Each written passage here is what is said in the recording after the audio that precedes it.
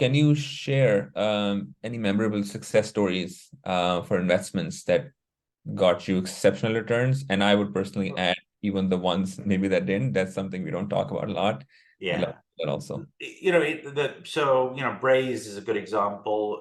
When that company was first, founded, it was called App Boy. It was kind of doing next generation customer engagement, both marketing and experience, and understood the ability to be able to engage with customers through, multitude of experiences.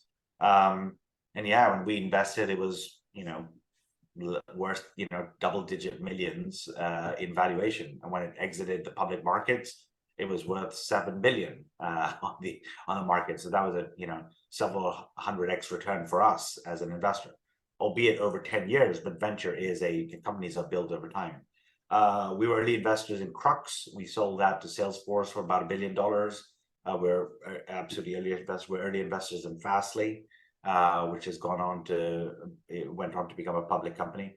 I myself have been a founding advisor to companies like Mist Systems, which got sold to Juniper Networks for about $500 million. And I've been advisor in a number of other companies. So in venture, it's not about the companies that go down, it's the companies that you missed investing in. And so I'm not saying I've got a perfect track record by any measure, but I've only been in venture for 3 years. And so a lot of, it'll still take time for the companies that I chose not to invest in 3 years ago for them to prove me wrong, which I'm sure, very, very sure they will. And so that's definitely one of the, no shortage of examples there. All right. And can you share any tips or advice for aspiring entrepreneurs who are just starting their own ventures right now? Very broad question. Very broad question. Let's go into one where you say approaching building a strong team and culture. Let's focus on team. Like I said, I think one of the immediate things is at this stage of investing, it's a really big bet on the team. So whatever you do, finding the right co-founder is, that's the hardest from my standpoint. If you want to be a solo founder, that's also fine. But then you've got to go dive deep in and know that you've effectively will be judged on a number of different areas.